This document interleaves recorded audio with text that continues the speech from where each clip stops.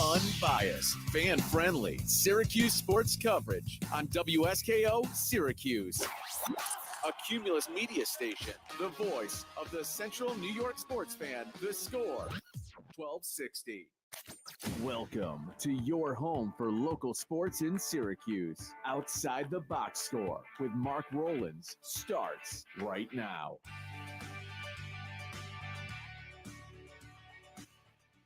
Good morning, everybody, and welcome to another edition of Outside the Box Score with me, Mark Rowlands, your home for local sports in Syracuse, right here on the Score 1260. It's me. It's Braylon Edwards. Hi, Braylon. How you doing? Hi, Mark. It's just the two of us today. No guests. Phone lines open the entirety of the show, 315-671-1260 if you want to chime in. Pat says no Josh. No, Josh is camping right now. So he was unable to make it today, even though last week he told me he was going to be on the show today. So thank you, Josh.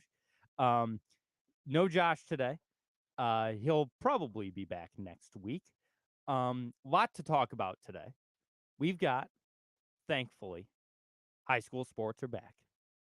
A lot of football games yesterday. We're going to talk about high school football. We're going to talk Syracuse football, first game of the year today against Colgate. That's at 4 p.m. I am wearing my SU football jersey today in honor of the season starting. We've got 3 new teams in the ACC, which is just stupid. I've said it once. I've said it a million times. Cal and Stanford do not belong in the ACC. Neither does Southern Methodist, but Atlantic Coast Conference. Atlantic. Apparently, the Atlantic is both oceans now.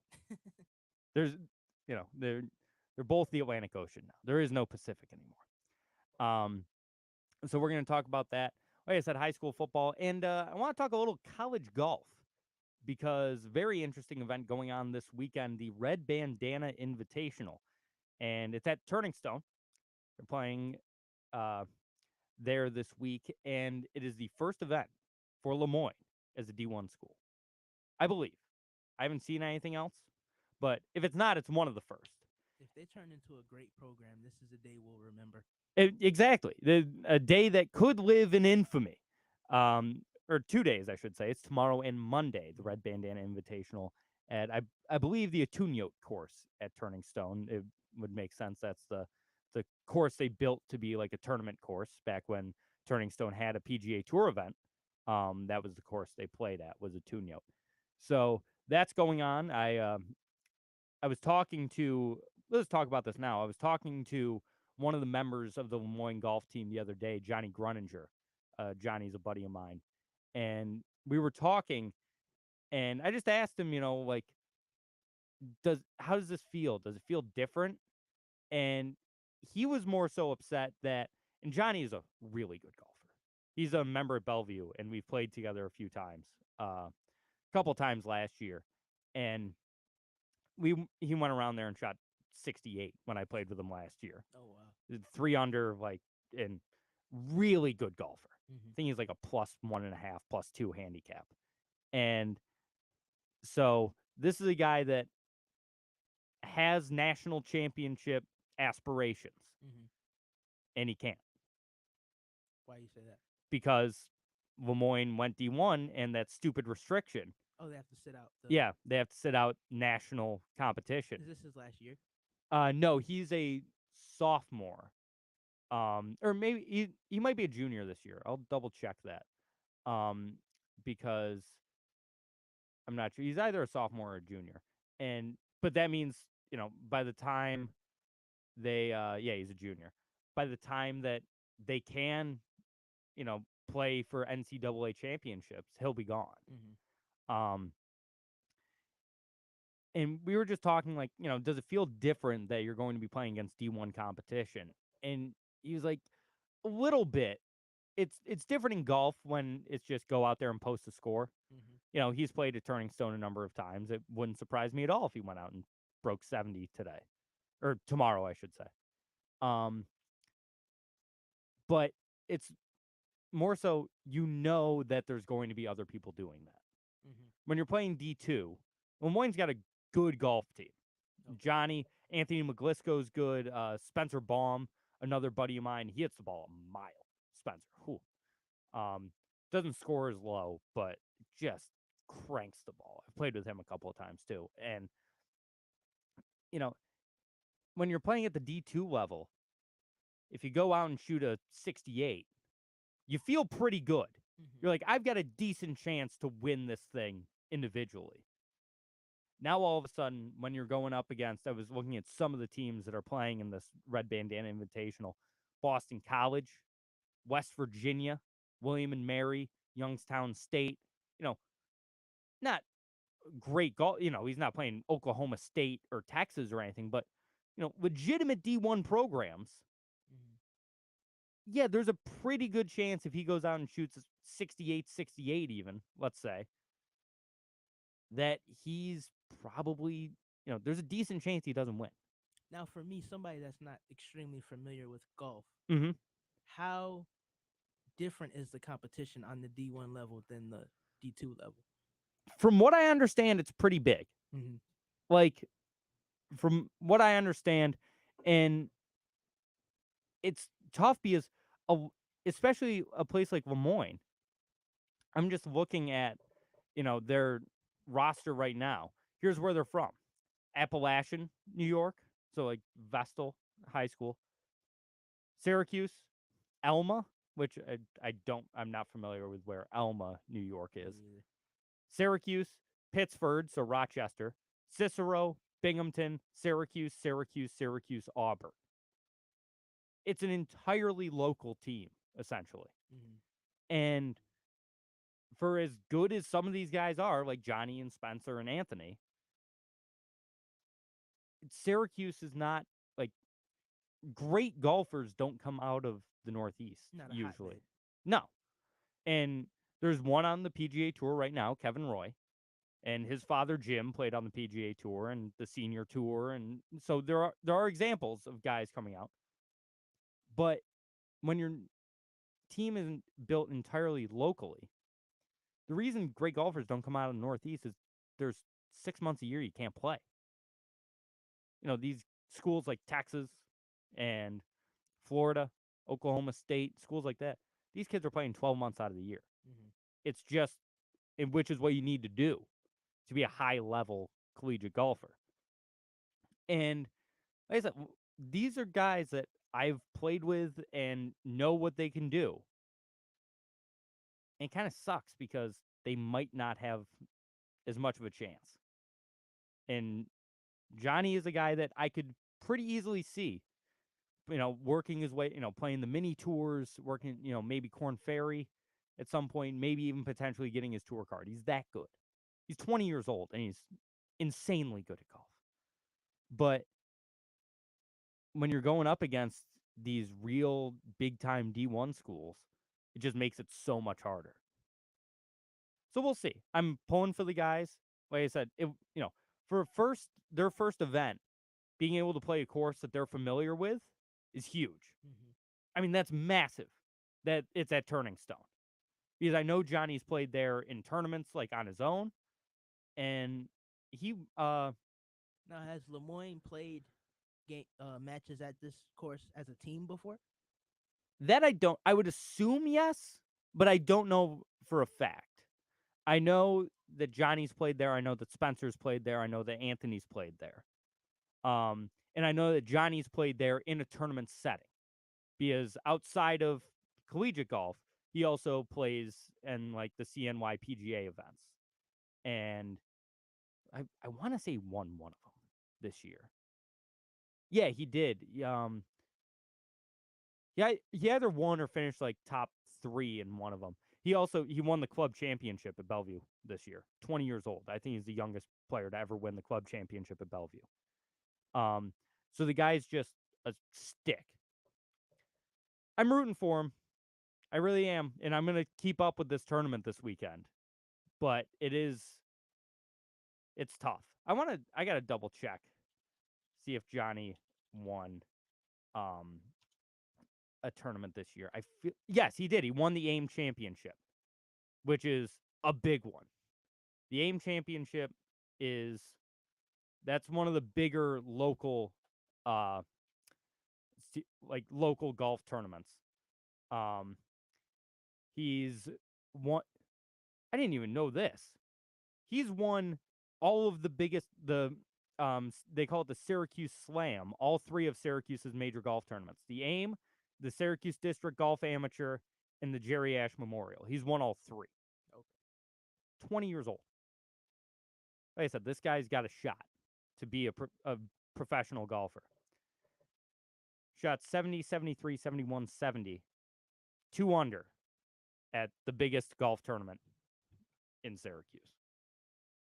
Pretty good. Pretty good. So let's go, LeMoyne. I'm a Dolphins fan this week. I'm also a Syracuse fan this week. We'll talk about Syracuse football when we come back. Phone lines open, 315-671-1260. If you want to chime in, talk about anything you might want to talk about. I know a lot of you are going to want to talk about Syracuse football, so why don't you call in? 315-671-1260. You are listening to Outside the Box Score with me, Mark Rowlands, your home for local sports in Syracuse on the Score 1260. For the best local beer in central New York, the only place you need to look is Myers Creek Brewing Company, with 16 different beers on tap at both the Inner Harbor in Syracuse and the Palace that is the Cazenovia location. Myers Creek has something for everyone. Want a bite to eat? Both locations feature a kitchen with delicious pizzas, some of the best wings in Syracuse, and much more. Make sure to check out our friends at Myers Creek Brewing Company, the official bar of Outside the Box Score. Summer's almost over, but there's still time to save. Our labor.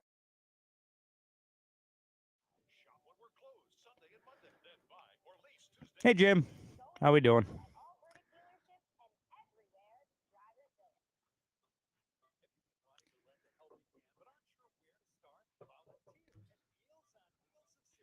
Yeah, it was funny. The reason I was talking to Johnny about it the other day was I was going to see if he wanted to come on the show this week, because I wasn't sure when his first event was.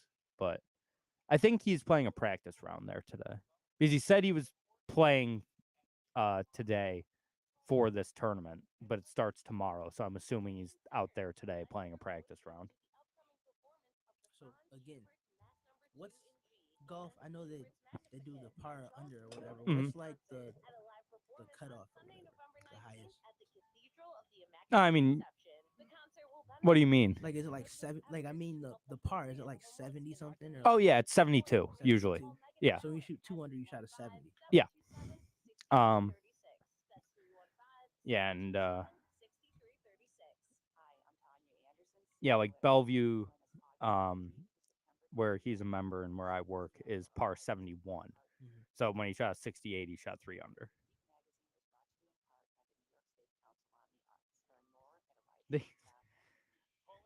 He played in the club championship last year too, and was disqualified because he didn't tee off during his proper tee time.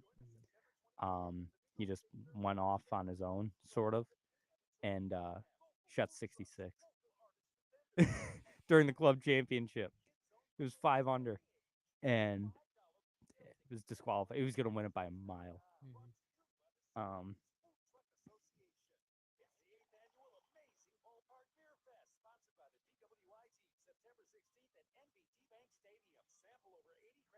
Oh, he beat Habaika. Luke Habaika he's from Auburn. He's one of the best local golfers.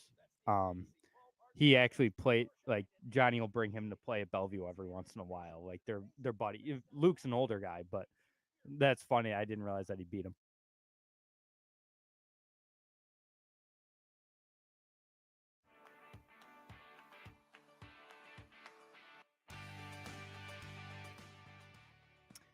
And we're back outside the box score with me, Mark Rowlands, your home for local sports in Syracuse, right here on the Score 1260. Jim asked, how much does golf fall off after Labor Day there? Like, I'm assuming he means Bellevue Country Club.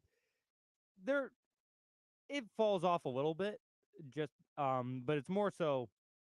September will be a pretty busy month for us. It's a lot of people still play in September, because we have a lot of snowbirds, and they usually leave around late September, early October. Anyway, we've got a Syracuse football game today. Feels good to say that, doesn't it? College football's back. You know, the weather's been very college football-esque lately. It's getting down in like the 50s at night. I know it's going to be 90, 95 all week next week, which makes me very excited. But it's been kind of football weather lately. And today, at the JMA Wireless Dome, which still doesn't have working Wi-Fi, I saw that the other day, and I was like, you've got to be kidding me. They couldn't get the Wi-Fi ready for football season at the JMA Wireless Dome. At the Dome, 4 o'clock, Colgate and Syracuse. We can talk about, as much as we want about this Syracuse team. The roster makeup, we've got Garrett Schrader back as a starting quarterback. Carlos Del Rio Wilson will seemingly be the full backup this year. And we got new faces in the running back room, LeQuint Allen, and all of these other guys. I'm just looking. I always forget how massive college football rosters are. Yeah, like 100 players. Yeah. Syracuse has 7 tight ends. But LeQuint Allen taking over for Sean Tucker. We got Garrett Schrader, like I said, once again. And really interesting receiver core. You got Damian Alford and Trevor Pena, which are familiar names. And, obviously Aronde Gadsden, who is a tight end, but he is a receiver. Yeah. I didn't know until like week 4 last year that he was a tight end. Didn't? I thought he was a receiver. Like, I've never seen him do like tight end things. Well, the way they line him up, he's huge. Yeah, he is. He is a big boy, 6'5", 223. But yeah, I just assumed he was a very big wide receiver. It's gonna be an interesting season for Syracuse football. Today won't give us much. If LeQuint Allen goes off for 190 yards and 2 touchdowns today, no one should be that surprised. Mm-hmm. It's Colgate. There isn't even a spread on this game. That's how you know it's probably not going to be very close. If they don't even put a spread on it, you can find a spread for anything. Not today. No spread. I'm not going to get happy till about week 8 or 9. After what they did last year, yeah, how they felt, I don't want to get too excited. Yeah, I mean, starting off 6-0, they're ranked. We were trying to get College Game Day, which I still think College Game Day should have come here. Me too. I maintain that Game Day should have been here. We did have the blimp. Remember when the Goodyear blimp was here, showing aerial shots of a dome?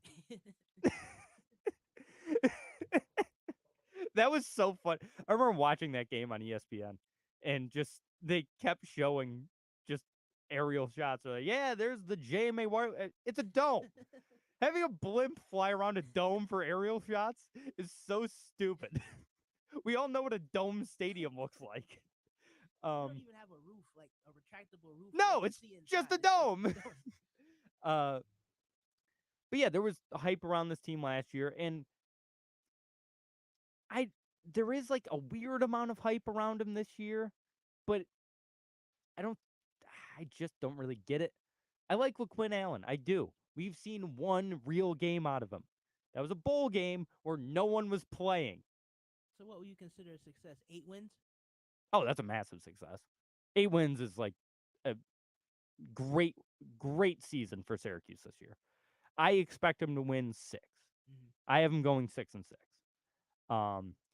Just because, and we've done it before, but I'll just go through the schedule again. So Colgate today, that's a win. Western Michigan next week, that's a win. At Purdue, primetime on NBC. It's not an easy game. No. Purdue isn't great. I know that. Purdue is not great this year. Hopefully it's close. Yeah. So I could see that going either way, but I'll give that to Purdue. Army should be a win. I will never automatically predict any team to beat a service academy. Mm-hmm. They just don't play real football. It's a different brand of football. It's weird. I love it and hate it at the same time. So Army, I'll say is a win. So they're 3-1. Clemson, UNC, Florida State. Probably losses. Yeah. But we always play Clemson close. Most We of the we time, do play lately. Clemson close, but those are 3 losses. Especially because Clemson's at the Dome, which is nice. At UNC, at Florida State. Definitely 2 losses. Yeah. Definitely. So, all right, we're 3 and so what's that put us at 3-4 now? That's 7 games. Yeah, 3-4. At Virginia Tech, probably a win if I had to guess. Versus Boston College, that's a win. Yep. So 5-4. Pitt at Yankee Stadium on 3:30 or at 3:30 for whatever reason. I think Pitt will beat us. I think Pitt will beat us too. I'll never pick, similar to the Service Academy thing, I will never pick an SU team to just route a Pitt team. Mhm. I don't care, especially in basketball. Yep. I don't care if SU is 30-0 and Pitt's 0-30. It's going to be a 5-point game, and Pitt could easily win. I think Pitt will beat us. At Georgia Tech, I think we win. Wake Forest. Wake is a little down this year since they lost Hartman. Could be a win. It could be a win. So 6 or 7. Mhm. That's it. They're winning 6 or 7 games. I don't see them beating Clemson, UNC, or Florida State by any stretch. And it's just a tough.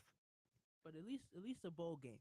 At least a bowl game. Yeah, it will probably be bowl eligible again. We'll play in the Lord knows what. Pinstripe Bowl. The Pinstripe Bowl is actually too good for us now. The Pinstripe Bowl has been become like a decent bowl now. 6 wins doesn't get you the Pinstripe anymore. You got to win at least 8 for the Pinstripe usually. Yeah, I don't even remember what bowl were we in last year. Was Camping World Bowl. Was that last year? Yeah, that might have been last year. We lost that too. So today won't show us anything. No. We won't really know anything about this SU football team until week 3 at Purdue, which is going to be a test. And so when this team starts out 2-0 and they're blowing they blow out Colgate and Western Michigan, all the hype's going to be coming back around. Oh, LaQuinn Allen's going to be the next Sean Tucker. Garrett Schrader finally is, learned how to throw the football. We don't know anything until Saturday, September 16th at 7:30 p.m. on NBC. Plain and simple. But I am excited. It's good to be able to talk about college football again. Mm-hmm. And it's going to be an interesting year in college football. A lot of names that moved around. Like we just said, Sam Hartman went from Wake Forest to Notre Dame. Looked great against Navy over in Dublin last week. Mm-hmm. He's got Heisman potential out of Sam Hartman this year. You got Caleb Williams going for his 2nd straight Heisman. Let's see how USC does. Think he'll get it? It's his to lose right now. But going into last year, no one would have said Caleb Williams was the Heisman winner. No. It's his to lose right now, but there's always someone that comes think, out of the woodwork. Drake May might have something to say about it. Yeah, absolutely. He's a stud, dude. That's what UNC might beat us by 30. They really might. Mm-hmm. He's an absolute stud. I like how all those games are still Back to TBD. Well, they're back to back, but Army, Clemson, UNC, and Florida State are all time to be determined because it's all about how good SU is and if they put any of those in prime time. Essentially, is what that is. Essentially, if they beat Purdue, if they beat Purdue, okay, we'll put them on and a good football time slot. Mm-hmm. Which personally, I think 4 p.m. is the best football time slot. Really, I'm a night game guy. Are you a night game guy? Mm-hmm. I love a 4 o'clock game. Just fits, man. You tailgate beforehand. Here's the thing: 4 o'clock game. You got plenty of time to tailgate beforehand. You go to the game. You got plenty of time to go out after. You get done at 7. Mm-hmm. Then you go out, have a couple of drinks after. You're home by 9:30. It's great. I'm tucked into bed at 9:30. I love it. 4:00 games are peak. Same for basketball. They don't do them often, like the afternoon basketball games, but like those 9:00 tip-offs at the Dome that they always have on like a Tuesday night, just the worst. Absolute worst. Who wants to go to a basketball game in Syracuse, New York in January at 9:00? No wonder the attendance was down last year because they had like 3 of those. I think UNC was one of them. Might have been, yeah. Yeah. Did I go to that game? No, I went to Duke. Yeah, I went to Duke, Virginia, and Wake last year. Wake was the last one, right? I think Wake was the last game of the year. I think so. I think that was not senior day, no. Yeah. It was senior day? Yeah. Because the reason I wanted to go so bad, it was they retired GMAC and Warwick's numbers, which took entirely too long. 20 years? The only championship we have. Only championship. It took 20 years? Wait until the 11 p.m. West Coast tip-off versus Stanford. That's different. Here's the thing. 9:00 tip-off, hate it. If it's like a 10:30, I'll go. Yeah, screw it. That's just like watching Pac-12 basketball, baby. Something that doesn't exist anymore, but something that I do quite often, mainly because I love Bill Walton. Listening to Bill Walton call an Oregon Stanford basketball game at 11:00 at night is one of the great pleasures in life. Talking about the Dead concert he was at last week and all the talking about mushrooms he did with Jerry Garcia back in the 70s. It's so funny. Bill Walton's the absolute best. Actually, yeah. Can we get, now that the Pac-12 doesn't exist, can we steal Bill Walton? For the ACC? For the ACC? Can we get Bill Walton doing SU games? Oh, that'd be the best. Just get him for the Cal and Stanford games. That's it. I feel like his reception at the Dome would be crazy. Oh, everyone would go nuts. Can you imagine 35,000 people with Bill Walton? Oh, it'd be the absolute best. That's something I'm very excited for. I'm glad college football is back, but I'm very excited for SU basketball to start. SU basketball is like my number one thing. As much as I love baseball, and he goes, does Walton go ACC or Big Ten or West Coast Conference?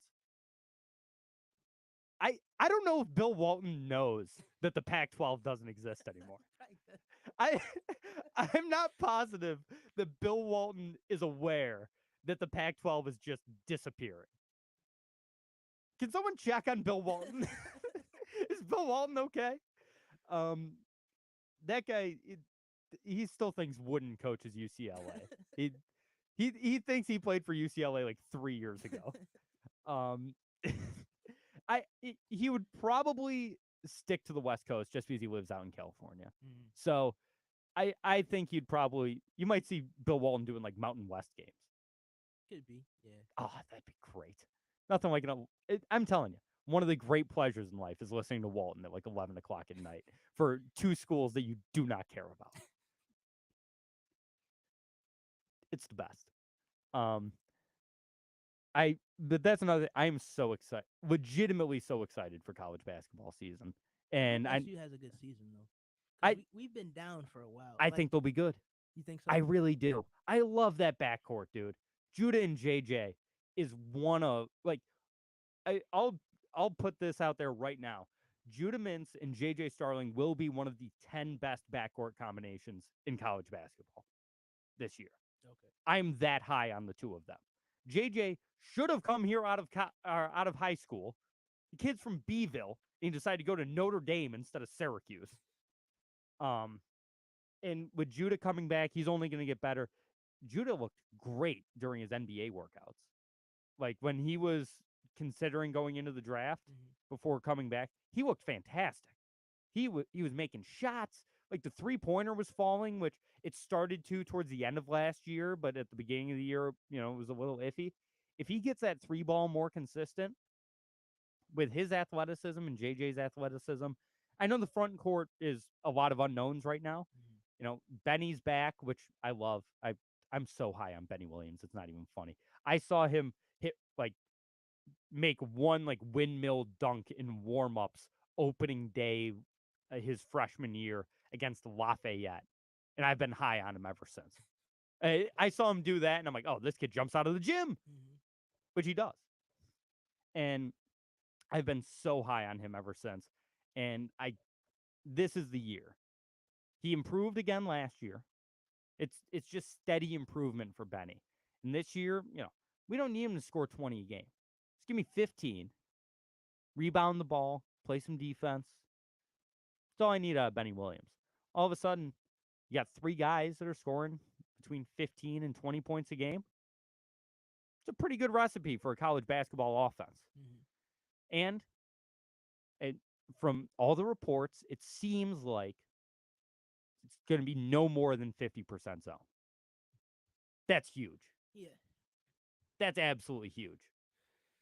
I think the zone has been bad lately because everybody can shoot now. The way to kill it was just learn how to shoot threes, and now everybody in ACC shoots threes, and that's been kind of the problem. Yeah, you can't play a zone defense if the other team has 4 3-point shooters on the court at any given time. Every college basketball team has that now. So the zone is outdated. And I hate to say it, but Jim Boeheim was outdated too. He just was because of stubbornness not to get out of the zone. And love the guy. I would have been fine if he coached another 3 years. Honestly, I was never going to push Jim Boeheim out of town. Absolutely not. The fans that were calling for Boeheim's job, this guy needs to be fired, all that stuff, I would never do that. I don't think SU would have did that to him anyway, just because of how long he's been there and the respect he has. I think it was always going to be like how it played out, kind of like, well, what's going on? And I don't think it was ever just going to be a straight "you're fired." It was still handled very poorly. Yeah, it was an absolute joke how the Boeheim situation came to an end. But I'm a big fan of Red Autry. I'm a big fan of the front court. I think SU. Jim said it would have been fine if SU continued to wallow in mediocrity. I'm not going to push that guy out of town. I'm just not. If you've been a coach for 47 years, brought us a national championship, have won the second most games in college basketball history, no, I'm not going to call for your job. Absolutely not. Now, do I think Jim Boeheim is a top 15 college basketball coach of all time? No. Probably not. But would I have absolutely, never said he should be fired and, really put him out to pasture? No, I never would have done that. And I didn't. Am I happy there's a new coach? Yes. But I never was the guy to say things like that about Boeheim. I just couldn't do it. How long do you think the leash is if they don't play good right away? What if they have a bad year this year, bad year next year? You think Autry's out, or? No, you got to give him at least 3 or 4 years. College sports take time. And I know the thing with college sports is you got to give the coach time because that's recruiting. And I know Red was here and he, did a lot of the recruiting, but all of a sudden he takes over as head coach and we're getting transfers. We're getting transfers from big time programs, Kansas, Auburn, Notre Dame, like I said, with J.J. Starling. And we're getting really good actual recruits, 4-star guys. Got to give him time to get his full recruiting, class that the guys he wants to build a team with. Got to give him time to perform with that group. People say the same thing all the time about the SU lacrosse program. They're like, fire Gary Gate. Fire Gary Gate. Fire the greatest lacrosse player of all time. Fire the guy that came in and took over this team just 2 years ago. Brought in the best recruit in the country, Joey Spallina, was a freshman, was one of the best freshmen in the country. Got to give these guys time. It's not even necessarily like a rebuild, but that's just how college sports work. Is you get recruits, that's great. They actually have to come here. And you actually have to see how they do on the field. When Gary Gate took over, none of them were his guys. He was coming from the women's program. It's not like he was an assistant on the men's team. He was the women's lacrosse coach, and he won national championship. He was a great lacrosse coach. So they said, take over the men's program. And he brings in back-to-back years. One, like last year with Spallina, he was the top recruit in the country. This year, I think he brought in the second best recruit in the country. We haven't seen them play together yet. And SU fans want Gary Gait fired. Why? Why? We haven't seen his team yet. Anyway, that's my little rant on. That makes, when I see people calling for Gary Gait's job, it annoys me. He is literally the Michael Jordan of lacrosse. And he's been given 2 years, and SU fans, which I say this all the time because I'm a massive SU fan, and I'm included in this. SU fans are spoiled, especially with lacrosse, because we've won however many national titles between the men's and women's teams. Women's team also won, or almost won another one this year. Like, very spoiled. So if they, go like 2 games over 500, the team stinks. When they're above 500, it's no. You have to make it to the Final Four every single year. That's how SU fans. He said, reminder, Michael Jordan couldn't build a good basketball team. That's true. Michael Jordan, one of the worst owners in the NBA. People don't like to talk about it. Terrible owner. That organization is a joke. He fully sold it, right?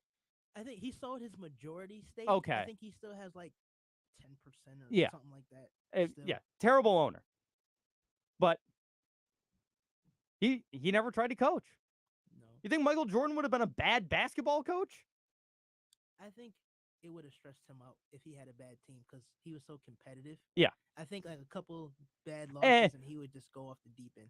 That whole line he had in The Last Dance where he's like, I don't have a gambling problem, I have a competition problem. No, Mike, that's wrong. You have a gambling problem. If you had a competition problem, you would have built a better Charlotte Hornets team. Just say it.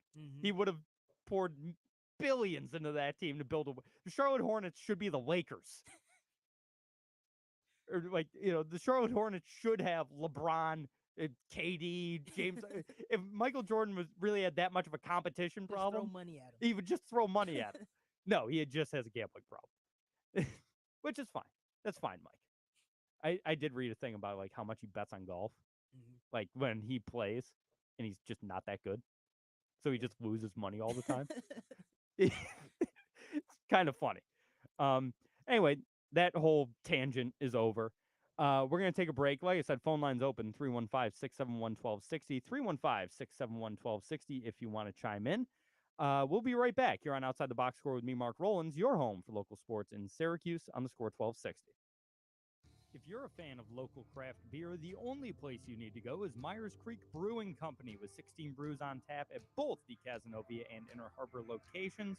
Myers Creek has the best selection of locally brewed libations in all of central New York. Want a nice hazy IPA? The Velvet Fog is a must-try. More of a traditional Pilsner, how about the Floatin' on By? And for you sour drinkers, the It Takes Blue to Mango. So crack open a cold one with the official beer of Outside the Box Score, Myers Creek. Going to see a show? Oh My Darling is located in the heart of downtown, across from a... All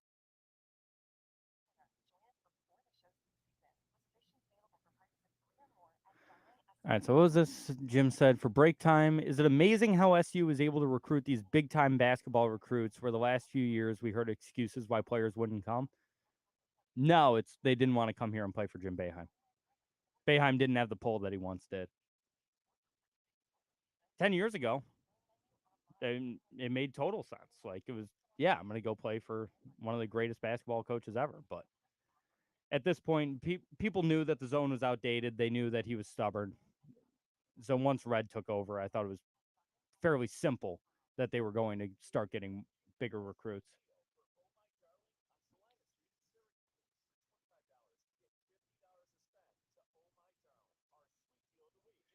Florida State pushed Bobby Bowden out. College sport, I've said it once, I've said it a million times. There is zero loyalty in college sports. from universities, from fans, from players, from coaches. There's none. It specifically coaches. College football coaches make me so mad. Brian Kelly was Mr. Notre Dame. He was he was the guy that it was the dream job. All he wanted to do was coach Notre Dame. He worked his entire life up to coaching Notre Dame. Yeah, I'm just gonna go to LSU. He just goes to LSU and adopts a fake Southern accent.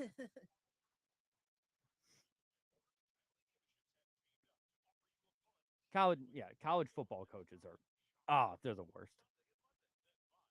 We saw it here in Syracuse with Doug Marrone. Yeah. This is the dream job. Hey, what did he say? 2 years? 3, I think. 3?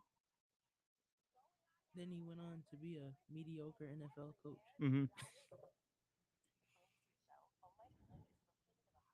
Can you afford a Hall of Fame coach to stay too long and watch the program become an... What? Watch the program become an also ran? What does that mean? I don't know. Usually, like I said,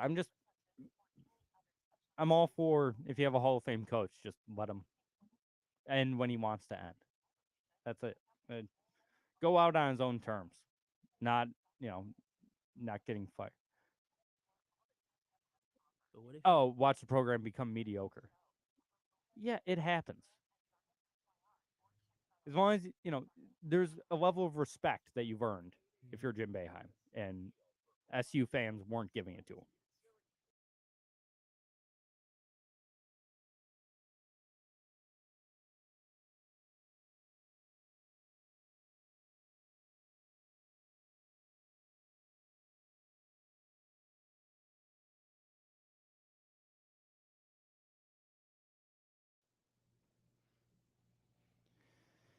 And we're back outside the box score with me, Mark Rowlands, your home for local sports in Syracuse, right here on the Score 1260. Little update in the world of high school football. That's right, the Friday night lights are back on. A lot of high school football games yesterday.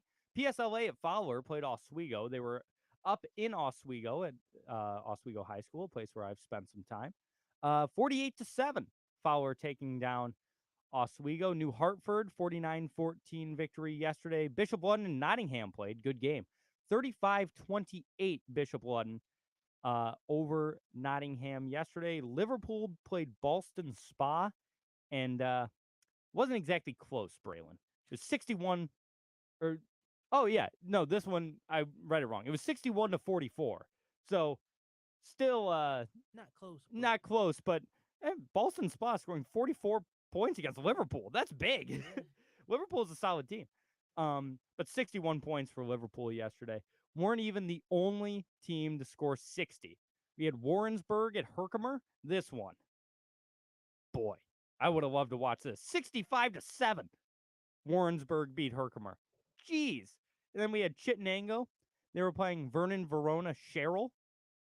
61-0. Skunked them. Absolutely skunked them. 61-0. Jim says, shout out O-Town, and then ouch, Oswego didn't cover. Yeah, I'm assuming they didn't, unless the line was 30 or like 40.5. They did not. Actually, they wouldn't have covered 40.5 either. Wow. 41.5. There we go. Lowville played yesterday. We had all sorts of high school football. Skinny Atlas beat Little Falls 28-7. More games today as well. You can go check out Syracuse.com. There's all sorts of high school football games going on today. Glad to have high school sports back. I know soccer just started. Coworker of mine at Bellevue plays on the West Hill soccer team. They played Liverpool yesterday. 0-0 draw. I don't know. And that's just, he was saying apparently West Hill's offense is not going to be very good this year in soccer. So that'll be interesting. I'll probably check up on that as the year goes on. Not that I'm a big soccer guy or anything, but I like to support my friends that play local high school sports. Mm-hmm. I've got a lot of them now because I work at a place with mostly high schoolers working there. So, and they're all athletes. So, and I know West Hill Golf had a match the other day as well. They played CBA. CBA took them down. They were playing at Drumlin's on the West Course. So there's your high school sports update for today. We're going to get a lot more into high school sports as the season starts to move forward. I'm going to try to get some coaches, some players, stuff like that on, talk a lot about high school football. That is sort of the basis of what this show started as, was the local stuff. And I forgot to mention as well, when I was talking about that Bishop Ludden Nottingham game, Nottingham, brand new turf as well. So some money being put into these city schools lately in terms of their new football fields. That one at Fowler is great. Beautiful. It's gorgeous. It took them long enough. They started that when I was in like 6th grade. Yeah, it took a while. It took forever. But yeah, I love that these city schools are starting to put more money into their athletic complexes. Hopefully Corcoran's next. Corcoran has terrible turf. The problem is it's not even that old. They put that field in like, I don't know, 12, 15 years ago. Just not good turf. It's just terrible turf. Just the worst. Way too many of the little rubber pellets. Mm-hmm. They have like 3 times the amount you should on Corcoran's turf. It's wild. I remember one time we like actively like tried to clear them off. Mm-hmm. There were somehow more the next day. I don't know how it happened. It's like the turf company came and just poured more onto our turf. But yeah, Corcoran could use a little revamp of the football field and track. Oswego does have a nice new stadium. When I was in college, I remember when they were working on that. And Oswego football has a really nice complex now. Oswego's got decent facilities, really, which kind of surprised me when I started going there. I'm just looking to see because Corcoran didn't play yesterday. I want to see when Corcoran plays. Oh, they play next Friday is their first game. They're at Fulton, 6:30. I'm going to have to go to a Corcoran game or two this year. Catch up with some of the old folks. I don't even know who the football coach is now. I forget. They've changed like 3 times in recent years. I couldn't even tell you who it is either. Yeah. Corcoran's had like 4 different football coaches in the last 6 years or something. I don't know why, but they've been changing up coaches a lot, and guys are going to different schools and all that sort of stuff. So I'll have to stop by the old stomping grounds a couple times this year and catch a Corcoran football game, because I did love going to them when I was in high school. I didn't go to a ton, but like homecoming and like the big games, we would go to the Henniger game my freshman year, but then by the time my sophomore year rolled around, they stopped allowing fans to go to the Corcoran Henniger football game because it would get wild. It would. I want to say rowdy, but it's much worse than rowdy. it would get quite violent at times. So I remember I went my freshman year, and there were fights and all this stuff. So I don't know if they still prevent fans from going to that game, but they moved it to like Saturday at 7:30 in the morning. It didn't allow fans. Like it was brutal, man. Absolutely brutal. But I'll definitely I'll always support my Cougars. So I'll definitely check out maybe I'll do a bit from a Corcoran football game. Maybe I'll do that. I'll record a little something. I have been doing I just started doing these outside the box score extra innings, I call them, on our YouTube channel. There's one up there right now where I talked about with Josh Boeheim about the Kevin Brown situation. This was a couple weeks back when he was suspended by the Orioles for stating facts and reading off of a graphic where this was the dumbest thing about that to me is there was a graphic on the screen. Kevin Brown doesn't make the graphics. There's like 8 people that are involved with getting that graphic on the air. None of them got suspended. Just Kevin Brown for reading something that your production team put together. So stupid. I've got I think it's like a half an hour video on that. Expect more from that in the near future. I am going to try to, go to some games and talk to some coaches, do all sorts of stuff like that. We also talk about some things that maybe don't get discussed on the show, like that Kevin Brown situation, and take an in-depth look at some things that maybe aren't entirely in the local sphere, but like Kevin Brown used to be the play-by-play guy for the Chiefs. So Mhm. where we have local interests. So make sure to check out the Score 1260 YouTube channel. I'm live streaming this there right now. I'm also live on Twitch, as I always am, every single week. So if you don't want to just listen to the show, you can also watch our streams, and we talk during the breaks. So we've got the chat here, and if people have any questions or any topics that they want to talk about during the breaks, you get a look at that too. So make sure to check out our YouTube channel, our Twitch channel, all that good stuff. That's the Score 1260 on YouTube and twitch.tv/box_score_WSKO if you want to watch the live streams. Another timeout here on Outside the Box Score with me, Mark Rowlands. Be back in just a second on the Score 1260.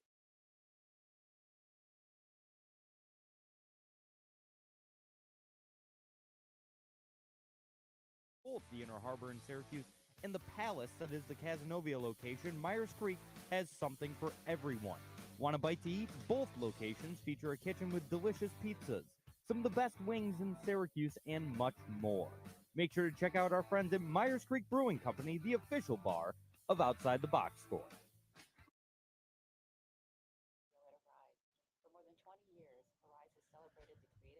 Do I still have another break? I do. That's not good.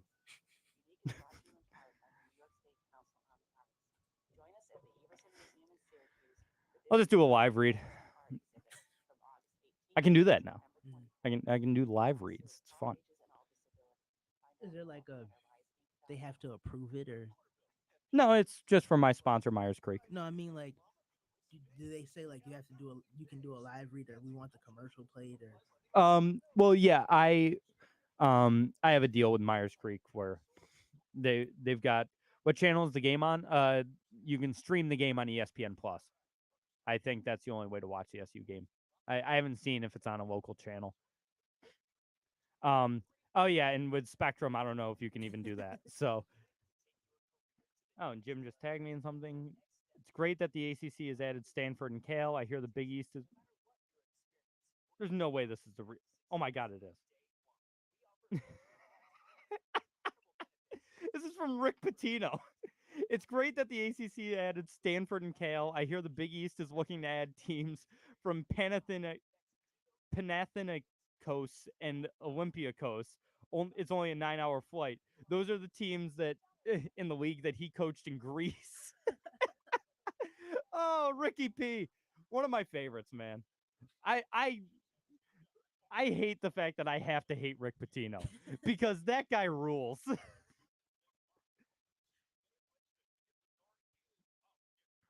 Yeah, 2 Greek teams. That's funny.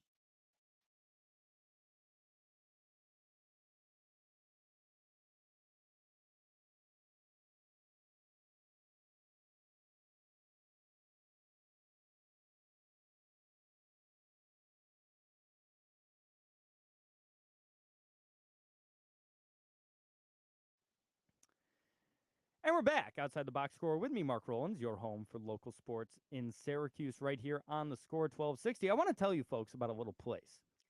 2 little places, actually. And by little, I mean one of them is quite large. Called Myers Creek Brewing Company. Myers Creek, the official bar of Outside the Box Score. 16 locally brewed craft beers on tap at all times at both locations. We got the bar in the Inner Harbor and the Palace that is the Cazenovia location. And if you're a beer drinker like I am, I'm a man who appreciates different kinds of beer. I've tried probably, they always have 16 beers on tap. I think I've tried probably 30 of Myers Creek's beers. That's how many beers they brew. It's unbelievable. And they're all good. That it blows my mind that one place can have so much good beer. And they've got all of it. You like a hazy IPA, you go to the Velvet Fog. You go to the Diplomatic Strategery, which is my personal favorite. The Fog is their signature beer, and it's fantastic. But I'm a Diplomatic Strategery guy. diplomatic strategery? Yeah, they also have great names. There's one that they had one time, and I haven't seen it since. And it was good, and I need them to get it back. I'll have to talk to Jordan Pollock, who does a great job as their director of operations.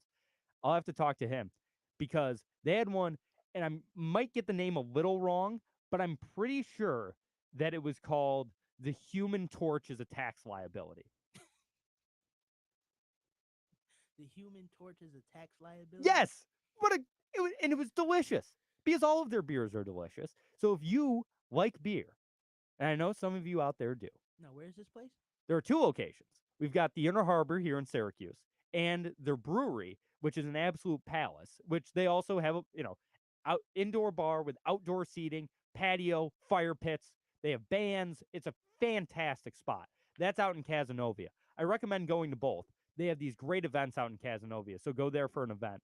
I'll have to, after this next break, I'll look up and see when their next event is going on. They might have one today. They have them like every week. So check out our friends at Myers Creek Brewing Company, the official bar and the official beer of Outside the Box Score. Local craft beer, the only place you need to go is Myers Creek Brewing Company with 16 brews on tap at both the Cazenovia and Inner Harbor locations. Myers Creek has the best selection of locally brewed libations in all of central New York. Want a nice hazy IPA? The Velvet Fog is a must-try. More of a traditional Pilsner, how about the Floatin' on By? And for you sour drinkers, the It Takes Blue to Mango. So crack open a cold one with the official beer of Outside the Box Score, Myers Creek. Labor Day is right around the corner. It's tailgating season and, of course, Labor Day cookouts. With lots more grilling left this season, the experts at Omaha Steaks help you celebrate summer's last hurrah with 50% off site-wide during their Labor Day sale.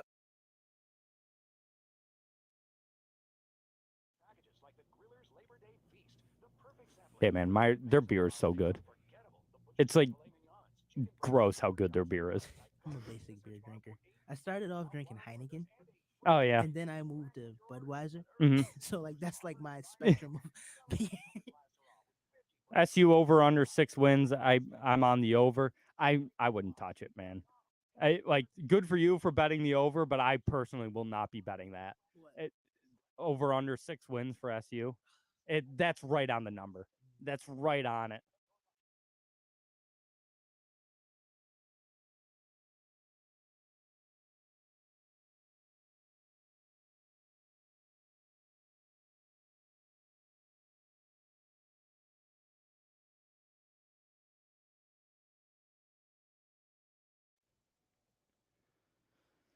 And we're back outside the box score with me, Mark Rowlands, your home for local sports in Syracuse, right here on the score 1260. I was just looking up our friends at Myers Creek, and they've got Brian Thomas and the Strikes tonight at the Cazenovia location.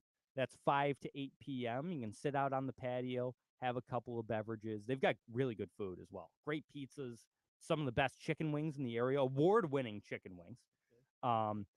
Really, really great place. So make sure to check out our friends over at Myers Creek Brewing Company. Raylan, what's on your mind? What do you got? Thinking about anything today? Put me on the spot. Yeah, I did.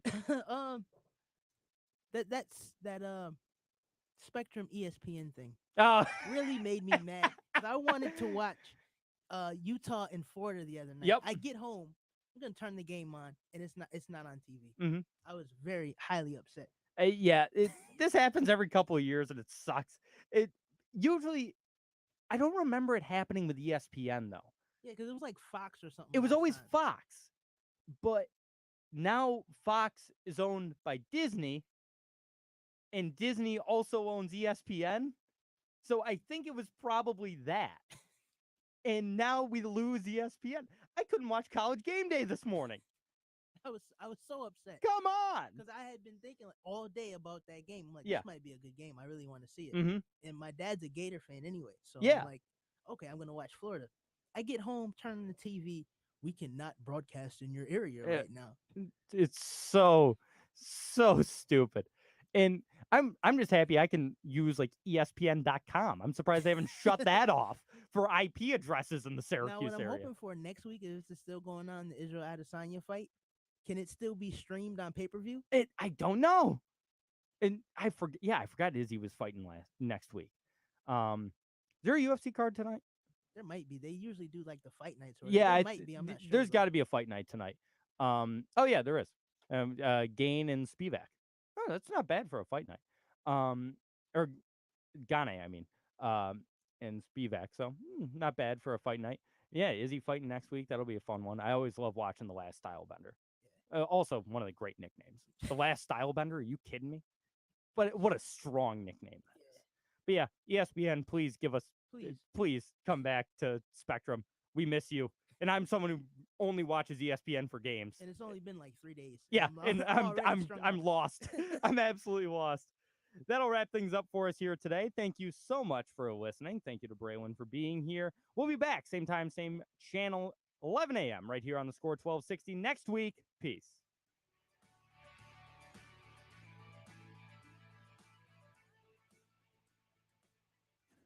Listen on radio, smart speakers, and our free mobile app, WS.